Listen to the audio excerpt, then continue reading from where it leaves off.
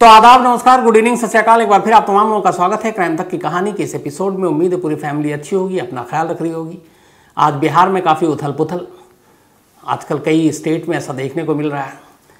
कई गठबंधन पार्टियां जो सरकार चला रही हैं, एक को छोड़कर दूसरे के पाले में, दूसरे को छोड़कर तीसरे के पाले में। तो वैसे ही कुछ आज बिहार में हुआ। नीतीश कुमार और बीजेपी की अब तक सरकार थी, लेकिन नीतीश ने आज बीजेपी के साथ अपना रिश्ता तोड़ा और फिर आरजेडी के साथ मिलकर सरकार बनाने की बात हुई। राजनीति में ये सब कुछ चलता रहता है और कहते हैं कि राजनीति में ना कोई परमानेंट दोस्त होता है और ना ही कोई दुश्मन होता है। अब आते हैं आज की कहानी के ऊपर, लेकिन आज की कहानी शुरू करूं उससे पहले एक छोटी सी कहानी आपको सुनाता हूं। अजीब अजीब तरह से क्राइम और कैसे लोग करते हैं। ये खबर एमपी की है, मध्य प्रदेश की। एक आदमी कर्ज तले दबा हुआ था, परेशान था, पैसे कहीं से मिल नहीं रहे थे। अब उसे लगा कि कहीं से पैसे आने चाहिए, क्या करें। शराफत के रास्ते उसको कुछ पे वो चलना नहीं चाहता था, क्योंकि फटाफट पैसे कमाने के जो तरीके होते हैं वो हमेशा गलत ही होते हैं। तो इसके बाद उसने दिमाग लगाया और फिर एक साजिश रची। उसने अपनी वाइफ का इंश्योरेंस कराया, बीमा 35 लाख रुपए का, 35 लैक्स इंश्योरेंस करा लिया। इसके बाद वो अपना सोशल मीडिया पर जाता है, गूगल में सर्च करता है, किराए के कातिलों को ढूंढता है। फिर किराए के कातिल मिल भी जाते हैं। 3 लोगों से अब उसकी बातचीत होती है। इसके बाद वो उन 3 लोगों को अपनी ही बीवी की सुपारी देता है। सुपारी की रकम 5 लाख में तय हुई, लेकिन उसके पास पैसे नहीं थे। उसने 1 लाख रुपए एडवांस दे दिए उन तीनों कातिलों को किराए के, और कहा कि बाकी के 4 लाख तब देंगे जब काम हो जाएगा। काम कब? यानी जब उसकी बीवी का कत्ल हो जाएगा और इंश्योरेंस के पैसे मिल जाएंगे। और इसके बाद बीवी का कत्ल हो जाता है, लेकिन इंश्योरेंस के पैसे मिलते उससे पहले पुलिस इन सारी कड़ियों को जोड़ लेती है और पूरी साजिश को बेपर्दा कर देती है। और इस तरह ना वो इंश्योरेंस के पैसे मिलते हैं, ना उसे वापस पैसे आते हैं उसके पास। बीवी भी हाथ से चली जाती है, उसकी जान चली जाती है, और वो भाई खुद भी अब जेल में। तो बुरे काम का हमेशा बुरा अंजाम होता है। अब आते हैं आज की कहानी के ऊपर। मुंबई में एक पुलिस स्टेशन है। इस पुलिस स्टेशन का नाम है डीएन नगर पुलिस स्टेशन। ये पुलिस स्टेशन अंधेरी वेस्ट में पड़ता है। अंधेरी वेस्ट आपको पता है, काफ़ी पॉपुलर इलाका है, मशहूर है, और इत्तेफाक से हमारा दफ्तर भी अंधेरी वेस्ट में मुंबई में है। इसी अंधेरी वेस्ट के इस पुलिस स्टेशन डीएन नगर पुलिस स्टेशन में एक असिस्टेंट सब इंस्पेक्टर तैनात हुआ करते थे। इनका नाम था राजेंद्र ढोंडू भोसले। तो राजेंद्र भोसले साहब इस डीएन नगर पुलिस स्टेशन में तैनात थे और करीब 2008 से लेकर 2015 तक, आखिरी के अपने करियर के 7 सालों, जब उस इस पुलिस स्टेशन में आए तो हर एक पुलिस वालों को बीट के हिसाब से काम भी दिया जाता है। कुछ पुलिस वालों की इन्वेस्टिगेशन में महारत होती है, कोई किसी और काम में, कोई कोर्ट के कानून और या कोर्ट में पेशी, इन तमाम चीज़ों में। राजेंद्र भोसले की काबिलियत ये थी कि वो गुमशुदा बच्चों की तलाश के माहिर थे। जो किडनैप हो जाए या फिर बच्चे गायब हो जाए, तो उन्होंने इतने सारे केस सॉल्व किए थे कि उन्हें इसके बारे में बड़ी बारीक जानकारियाँ थी। और इसीलिए उनके सीनियर अफसरों ने कहा कि एक काम करो, असिस्टेंट सब इंस्पेक्टर भोसले को डीएन नगर पुलिस स्टेशन में जो भी गुमशुदगी के केस आए वही दे दो। अब भोसले साहब ने अपनी एक टीम बनाई और इस टीम के साथ वो किडनैप हुए हुए बच्चे जो अगवा कर लिए जाते हैं या जो गुम हो जाते हैं, लापता हो जाते हैं, ऐसे बच्चों के केसेस को हैंडल करने लगे। अपने करियर के आखिरी 7 सालों में इस पुलिस स्टेशन में आने के बाद उनके पास कुल 166 केसेस आए, जो गुमशुदगी के भी थे, मिसिंग या फिर किडनैपिंग के। और अपनी टीम के साथ मिलकर असिस्टेंट सब इंस्पेक्टर भोसले ने इनमें से 165 केसेस को सुलझा लिए। या तो उन बच्चों को बरामद कर लिया, उसकी सुराग लगा लिया, पता कर लिया, और वो बच्चे अपने अपने घरों को लौट आए। इसको लेके उनकी बड़ी तारीफ भी हुई, बड़ी शाबाशियाँ भी मिली, और एक तरह से वो मिसिंग बच्चों को ढूंढने के एक्सपर्ट्स माने गए। आखिरी के 7 साल रिटायरमेंट से पहले तक वो इसी काम में लगे रहे और कमाल ये कि 165 केस को उन्होंने सॉल्व कर दिया। अब सिर्फ उनके पास एक आखिरी केस बचा था, case number 166। 166 number case.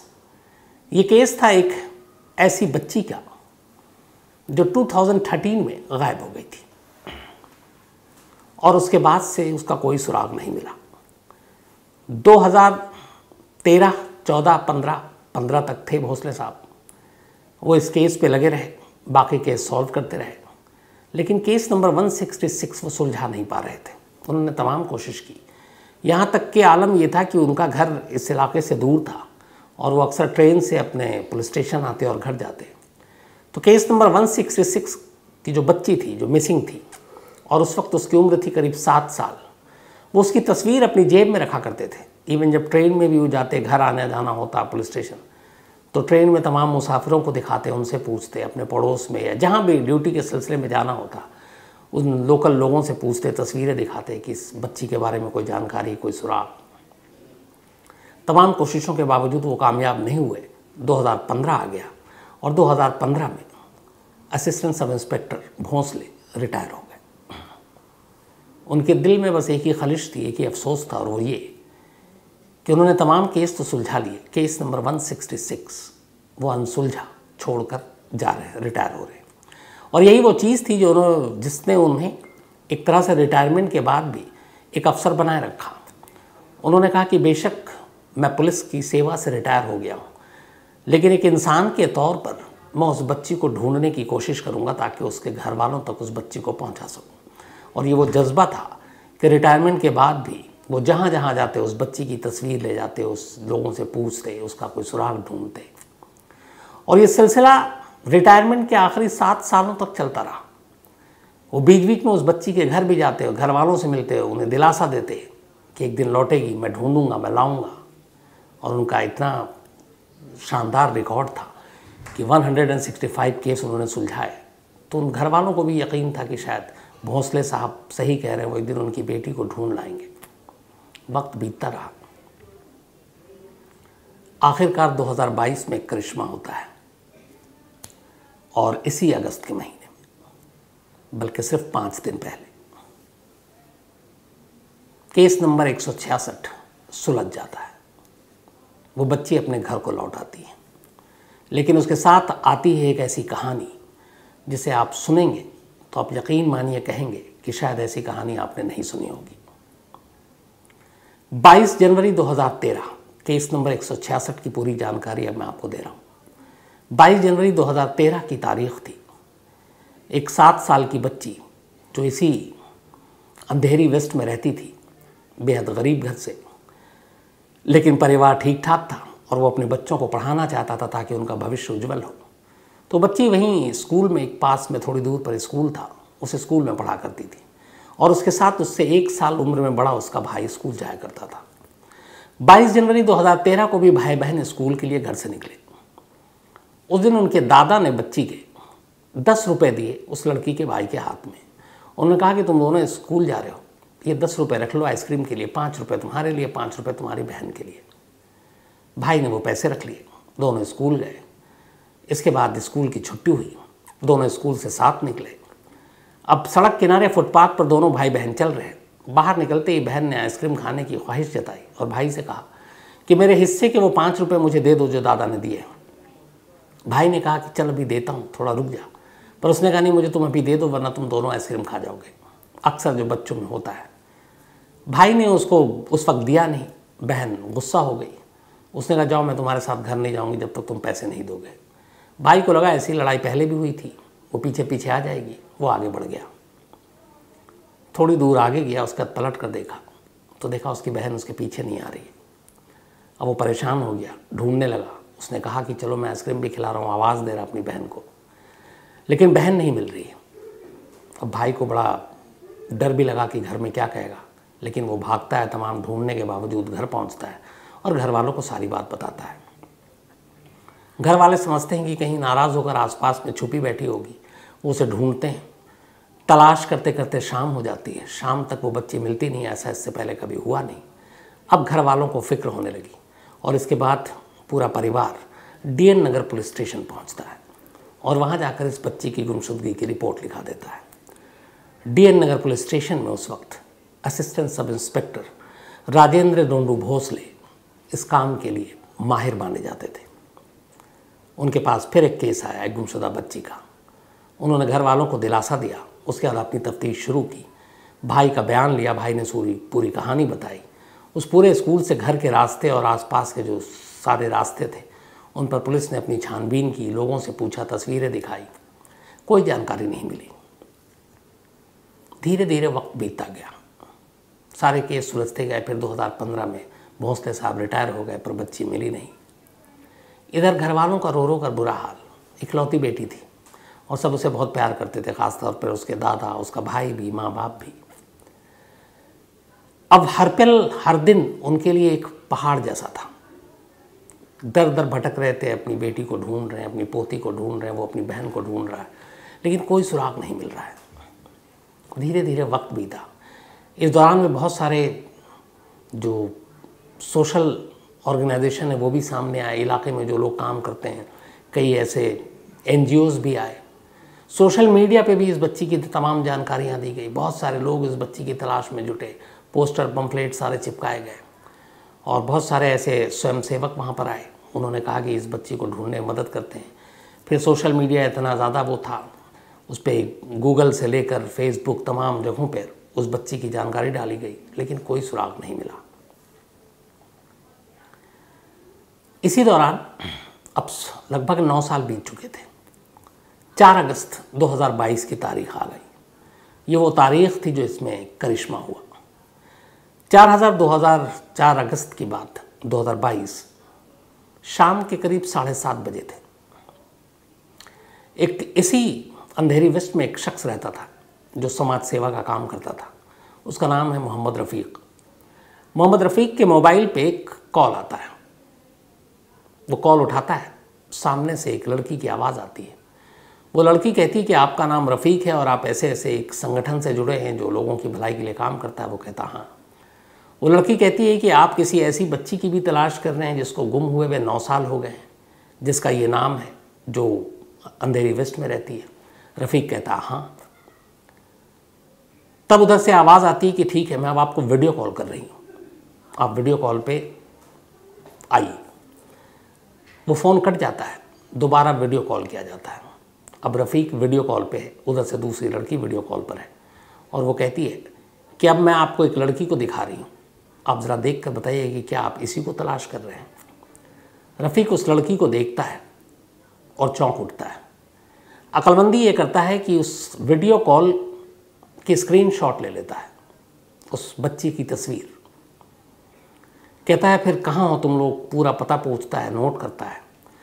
Phone काटने के बाद रफ़ीक सीधे भागता है उस बच्ची के घर पर, उसके माँ बाप के पास जाता है और जाने के बाद वो जो स्क्रीनशॉट लिया था उसने, वो वीडियो कॉल का, वो उस बच्ची के माँ बाप को दिखाता है। माँ फ़ोटो देखते ही रोने लगती है, कहती यही हमारी गुड़िया है। गुड़िया उसका असली नाम नहीं है क्योंकि वो नाबालिग है, इसलिए मैं नाम बता नहीं रहा हूँ। माँ बाप देखते ही, अब ये खुशी के आंसू थे या फिर क्या थे नहीं मालूम, लेकिन वो रोने लगते हैं। रफ़ीक को यकीन हो गया कि ये वही बच्ची है जिसको हम लोग 9 साल से तलाश कर रहे हैं। इसके बाद अब रफ़ीक माँ बाप को लेकर फ़ौरन DN नगर पुलिस स्टेशन जाता है। DN नगर पुलिस स्टेशन में ये केस हर एक की ज़ुबान पर था, चूँकि भोंसले साहब रिटायर होने के बाद भी अक्सर थाने आते और इस केस की भी जानकारी लेते थे, अपडेट लेते थे। इसी दौरान में किसी ने भोंसले साहब को ही फ़ोन किया। DN नगर पुलिस को पता चला, पुलिस फ़ौरन हरकत में आई। परिवार को लेकर रफ़ीक के साथ एक उसी अंधेरी वेस्ट के एक दूसरे किनारे पर, एक दूसरे इलाके में, एक दूसरे मोहल्ले में, उस बताए हुए पते पर पहुंचती है। वहां जाने के बाद दरवाज़ा खटखटाया जाता है। एक बच्ची बाहर निकलती है। बच्ची को देखते ही जो माँ थी वो बदहवास और रोने लगती है और बच्ची भी बस कुछ सेकंड के लिए पहले तो माँ को पथराई नज़रों से देखती है और फिर अचानक वो चीखते हुए जाकर उस औरत से गले लग जाती है और वो माँ माँ करने लगती है। बच्ची भी अपनी माँ को पहचान चुकी थी, माँ अपनी बेटी को पहचान चुकी थी। तब तक फिर पिता भी आ गए, भाई भी आ गए, सारे लोग आ चुके थे और सभी एक दूसरे को पहचान चुके थे। अब ये तय हो गया कि ये वही बच्ची है जो 22 जनवरी 2013 को गायब हुई थी। अब उसके बाद उस बच्ची को पुलिस स्टेशन लाया जाता है, माँ बाप के साथ कागजी कार्रवाई होती है। और फिर उस बच्ची को उसके माँ बाप को सौंप दिया जाता है। ये कहानी का एक पार्ट है। अब सवाल ये है कि 9 साल के बाद ये करिश्मा हुआ कैसे, वो बच्ची मिली कैसे। 7 साल की गुम बच्ची अब 16 साल की हो चुकी थी।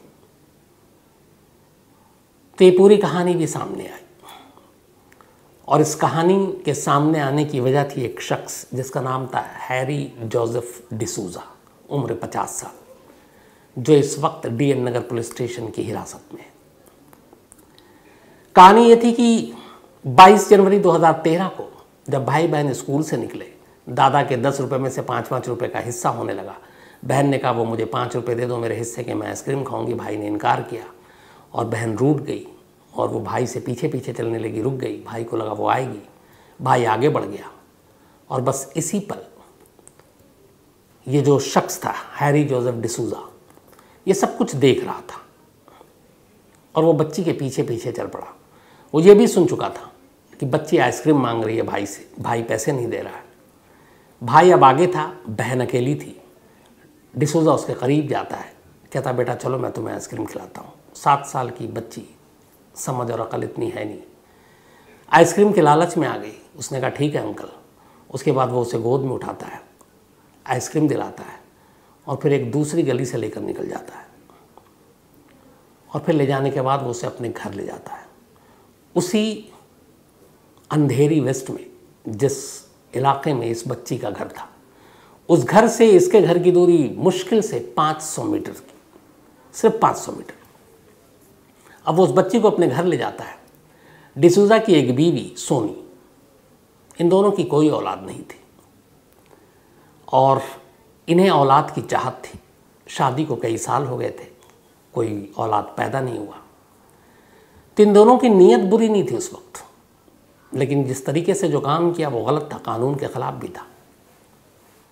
इन्होंने ये सोचा कि हमारी तो कोई औलाद है नहीं, चलो कोई औलाद पालते हैं। वो गोद भी ले सकते थे, लेकिन एक तरह से उन्होंने किडनैप किया इस बच्ची को, उठाकर घर ले गए और फिर घर ले जाकर उसकी अच्छे से सेवा भी की। उसे खूब प्यार दिया, खाना वाना खिलाया। बच्ची को भी कुछ ऐसा लगा नहीं, उसे लगा कि अच्छा है, यहाँ तो आइसक्रीम भी दे रहे हैं अंकल, अच्छे लोग हैं, खाना भी मिल रहा है, पिज़्ज़ा भी मिल रहा है, सब कुछ मिल रहा है। अब बच्ची खुश खुश, लेकिन उसे अभी तक कोई अंदाज़ा नहीं कि सब कुछ हो क्या रहा है। लेकिन इधर बच्ची की गुमशुदगी की रिपोर्ट लिखाने के बाद अगले दिन वहाँ अखबारों में और फिर पम्फलेट और पोस्टर छप गए। अब डिसूजा और उसकी बीवी घबरा गई, चूँकि घर की दूरी बहुत करीब है जहाँ से बच्ची जहाँ रहने वाली है। उन्हें लगा कि कहीं पुलिस या कोई पड़ोसी खबर न कर दे और वो पकड़े ना जाए। वो डर गए। उसी डर की वजह से उस बच्ची को लेते हैं और दोनों फिर मुंबई से कर्नाटक पहुंच जाते हैं। कर्नाटक जाने के बाद कुछ दिन वो लोग अपने पैतृक घर पर रहते हैं, उनका अपना जो घर था, और फिर उसके बाद उस बच्ची को कर्नाटक के एक स्कूल के हॉस्टल में डाल देते हैं ताकि मुंबई में किसी को भनक न लगे, और बच्ची को समझा देते हैं कि हाँ तुम्हें अभी पढ़ना है, माँ बाप ने सब कहा है। बच्ची भी कुछ कहती नहीं है और बच्ची है वहाँ हॉस्टल में है, और वहाँ पे उसके माँ बाप का नाम उन्होंने अपना लिखा दिया। और उसके बाद फिर वो वहाँ कुछ वक्त तक रहते हैं, फिर वापस मुंबई आ जाते हैं। 2013 में बच्ची गायब हुई थी। 3 साल तक ये सिलसिला चलता रहा। 3 साल तक सब कुछ ठीक था। इन 3 सालों में उस बच्ची का उन्होंने ख्याल भी अच्छे से रखा।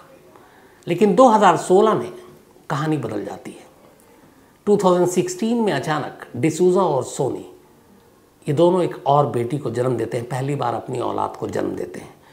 जिस औलाद की चाहत में उन्होंने एक दूसरे की गोद को उजाड़ा, एक दूसरे की बेटी को अगवा किया, इत्तेफाक से उसके अगवा करने के 3 साल के बाद खुद उनकी अपनी बेटी पैदा हो गई। अब जब अपनी बेटी पैदा हुई तो जिस बच्ची को इन्होंने अगवा किया था इस नियत से कि उसे अपने बेटी की तरह पालेंगे, वहीं पर उनका मन बदल गया। अब अपनी औलाद से मोहब्बत बढ़ गई और वो औलाद जिसे इन्होंने बेटी समझकर ये सोचा था कि पालेंगे, अब वो उनके लिए पराई हो गई, सौतेली हो गई। और यहीं से उनका बर्ताव भी उस बच्ची के लिए बदल गया। 3 साल तक जिसे प्यार दिया, अब वो उनके लिए आंखों की किरकिरी बन गई। इसके बाद ये लोग वहाँ से मुंबई आ जाते हैं, उस बच्ची को अपने साथ लाते हैं और घर में ही रखते हैं। घर से बाहर जाने की इजाज़त नहीं देते, क्योंकि उन्हें मालूम है कि घर से बाहर जाएगी तो ये कुछ बोल भी सकती है। इधर तब तक बच्ची थोड़ी बड़ी हो रही है, 7 साल में बहुत सारी चीज़ें उसे याद भी नहीं थी, लेकिन माँ बाप का चेहरा याद था। अब मुंबई आते हैं, लेकिन उस बच्ची को वो घर में रखता है, किसी से मिलने जुलने नहीं देता, खेलने के लिए नहीं देता, ताकि ये बच्ची किसी को बता ना दे। अब बच्ची वहीं घर में है और उसकी अपनी बेटी जो है अब बड़ी हो रही है, और इधर इस बेटी से अब उन्हें नफ़रत हो रही है, और अब वो उसके साथ जानवरों और ग़ुलाम जैसा सलूक करते हैं, घर के सारे काम कराते हैं, अपनी बेटी की देखभाल के लिए उसकी ड्यूटी लगाते हैं, उसे खाना भी कम देते हैं, मतलब आप उसके ऊपर जुल्म शुरू कर देते हैं।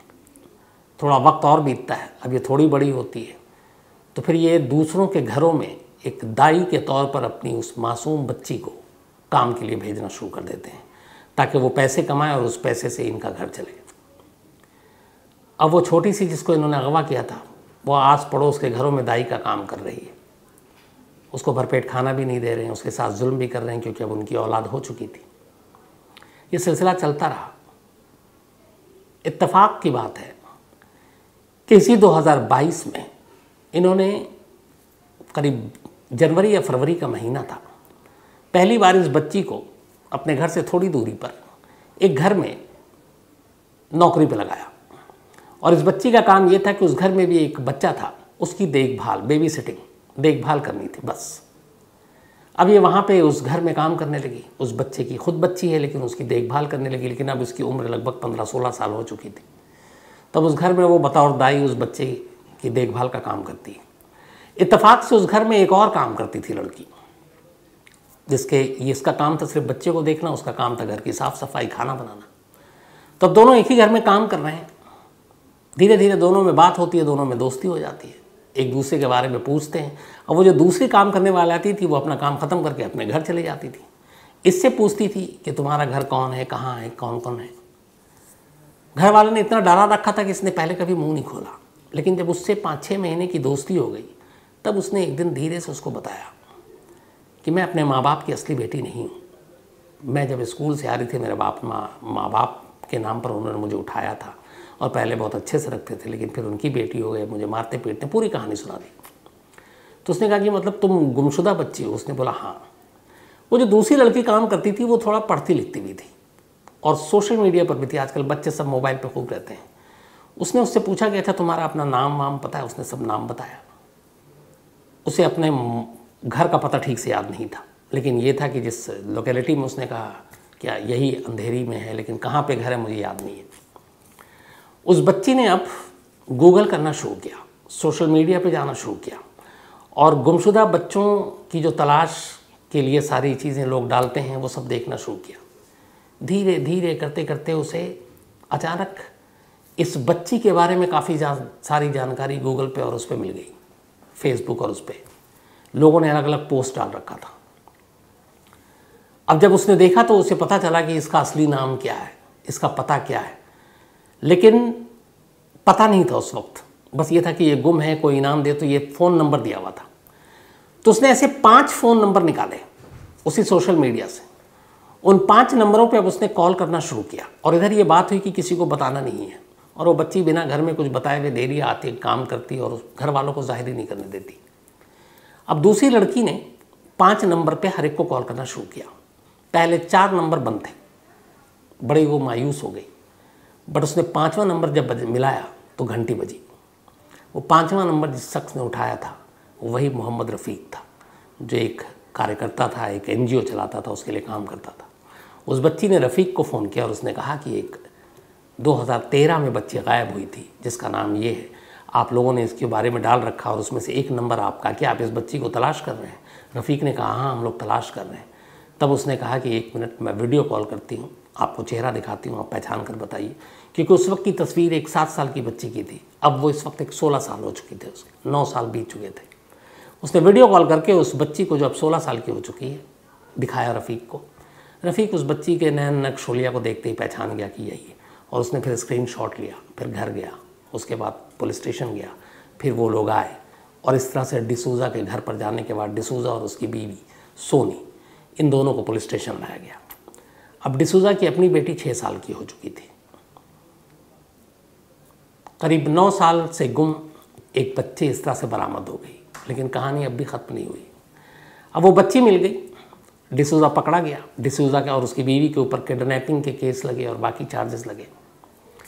अब कायदे से दोनों को गिरफ्तार होना था, पर पुलिस ने सिर्फ डिसूजा को गिरफ्तार किया, डीएन नगर पुलिस ने। सोनी को छोड़ दिया, केस दर्ज किया है, को अक्यूज्ड बनाया है, सह आरोपी, लेकिन सोनी को अरेस्ट नहीं किया। अब यहाँ एक मानवीय पहलू देखिए, क्यों नहीं किया, जबकि जुर्म में बराबर की शरीक है, कम से कम 120B साजिश में शामिल है, एक बच्ची को अगवा करने में। दलील ये थी मानवीय आधार पर कि डिसूजा और उसकी बीवी सोनी, इनका दूर दूर तक कोई और जानने वाला नहीं है, कोई रिश्तेदार नहीं है। अब अगर माँ को जेल भेज देते हैं तो जो 6 साल की बेटी है, जो पूरी तरह से डिपेंडेंट है अपनी माँ पर, वो कहाँ जाए, क्योंकि उसे जेल में आप रख नहीं सकते बिना किसी अपराध के।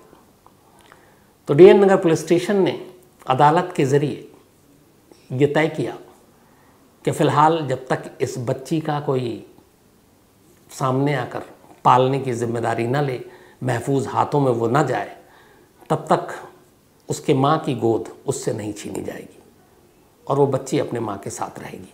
और इसीलिए माँ जेल में नहीं रहेगी, न पुलिस स्टेशन में रहेगी, वो अपने घर में रहेगी। एक माँ बाप जिसने एक दूसरे माँ बाप की गोद छीन ली, आप देखिए कि उसी माँ को, उसी एक बेटी की वजह से जेल जाने से बचा लिया। जैसे बेटी वो भी थी, बेटी ये भी है।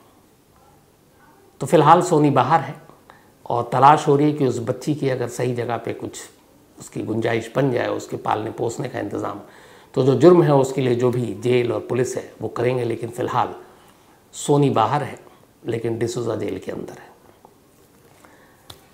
अब आते हैं फिर assistant sub inspector Rajendra Dhondu Bhonsle पर। जब ये सारी चीज़ें हुई, वो पुलिस स्टेशन आए, इसके बाद परिवार से मिले और फिर एक सुकून और एक इत्मीनान जो उनके चेहरे पर यह भाव और ये सारी खबरों के बाद कि आखिरकार 166 केस नंबर वो सुलझ गया। उनसे किसी ने पूछा, किसी जर्नलिस्ट ने, कि आप तो 15 में रिटायर हो गए थे, लेकिन उसके बावजूद 7 साल तक आप इस केस पे क्यों लगे रहे, तस्वीर जेब में लेकर क्यों घूमते रहे इस बच्चे की। तो उन्होंने कहा कि ये सिर्फ कानून और फ़र्ज़ के लिए नहीं, बल्कि इंसानियत के लिए। तो ऐसी भी मिसालें हैं। हम लोग बहुत सारी खबरें करते हैं पुलिस और पुलिस के ख़िलाफ़, लेकिन कई पुलिस वाले ऐसे होते हैं जिनकी ऐसी कहानियाँ सुनकर सचमुच दिल से सलाम करने को मन करता है। शायद भोंसले साहब उनमें से एक ऐसे ही अफसर है। तो आज की ये कहानी थी। अब कहानी ख़त्म करूं उससे पहले वही अपना सिलसिला।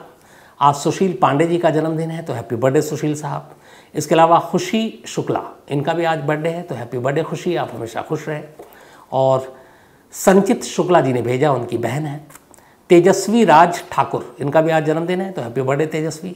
और समीर अहमद ख़ान ने भेजा, उनके दोस्त हैं। रनीश, इनका भी आज जन्मदिन है, तो हैप्पी बर्थडे रनीश। और सान्विका और सुजीत सग्गम जी ने भेजा है। इसके अलावा राहुल ठाकुर का भी आज जन्मदिन है, तो हैप्पी बर्थडे राहुल।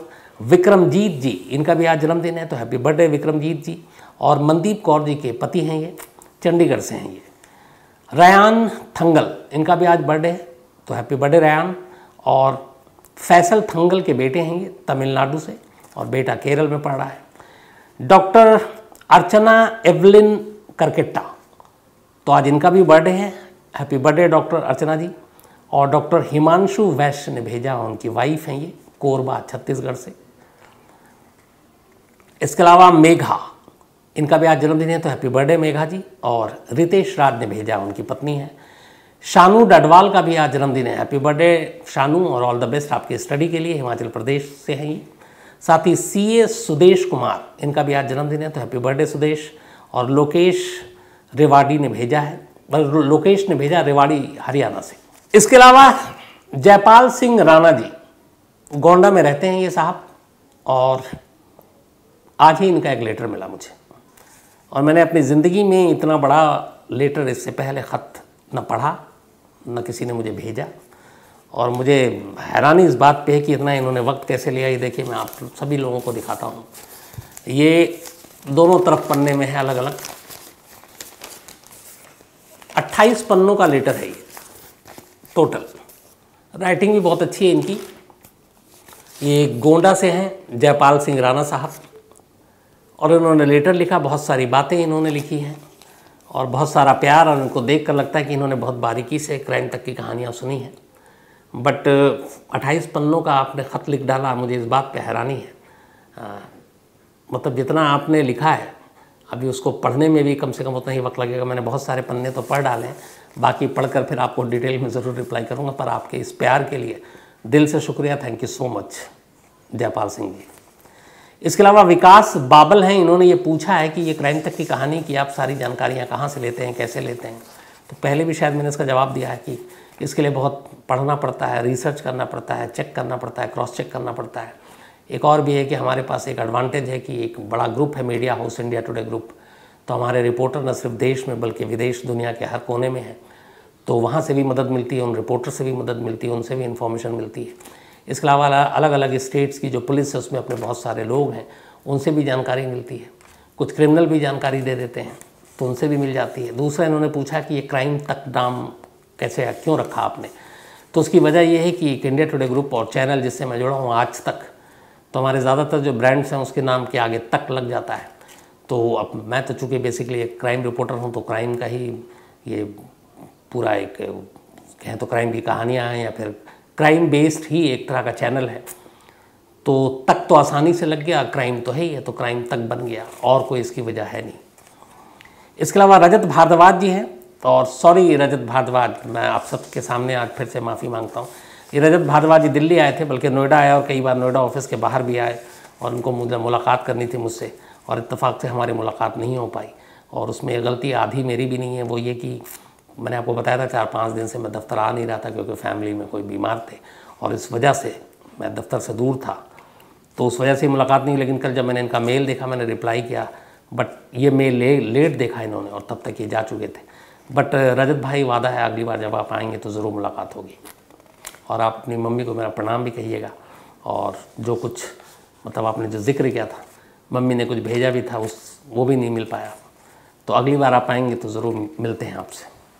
इसके अलावा मोहम्मद अब्बास अंसारी हैं, और एक कहानी की फरमाइश की है। साथ ही शुभम सिंह हैं, थैंक यू सो मच। श्लोक शाह हैं, और बल्कि शेख नहीं श्लोक शाह हैं, और श्लोक शाह और इनके फादर, आप दोनों का शुक्रिया इस प्यार के लिए और कहानी सुनने के लिए, थैंक यू सो मच। और एक स्टोरी की फरमाइश भी की है। इसके अलावा आशा जी हैं चंडीगढ़ से, thank you so much Asha ji, आपका भी। शेख वसीम, शेख अमीन और इनके बेटे Sheikh Abu Jain, thank you so much आपका। इसके अलावा शंकर दयाल मिश्रा जी, प्रीति नरूले, राहुल भट्टाचार्य जी, हरप्रीत किट्टू, तन्मय दास, इनका कहना है कुछ ऐसे बहुत सारे लोग हैं जो नफरत फैला रहे हैं अलग अलग मीडिया और उसमें। तन्मय साहब, मैं आपसे सहमत हूँ, ऐसी बहुत सारी चीज़ें हैं जो हो रही हैं जो नहीं होनी चाहिए। इसके अलावा Chitra Gandhi ji, thank you so much हमेशा की तरह चित्रा बहन। इसके अलावा आर्यन चौधरी यूएस से हैं, इन्होंने एक स्टोरी की फरमाइश की है। अमित मेहता हैं, सुरेंद्र हैं स्पेन से, एक स्टोरी की फरमाइश की है। वेणुगोपाल राव जी ने भी एक स्टोरी की फरमाइश की है। इसके अलावा बिपिन यदुवंशी हैं, और आपसे भी मुलाकात ज़रूर होगी बिपिन भाई। साथ ही श्री हर्ष गौतम जी ने एक स्टोरी की फरमाइश की, ओम भगवान हैं, और मोनू तिवारी, निशा सिंह सितारे, thank you so much. Ashwani Kumar और भागलपुर से हैं, एक स्टोरी की फरमाइश की है। इसके अलावा मिस्टर शेख हैं कुवैत से। तो आप तमाम लोगों का शुक्रिया। आज कहानी में इतना ही। अब आपसे मुलाकात होगी कल रात 9 बजे किसी नई कहानी के साथ। तब तक अपना ख्याल रखिएगा। Thank you very much.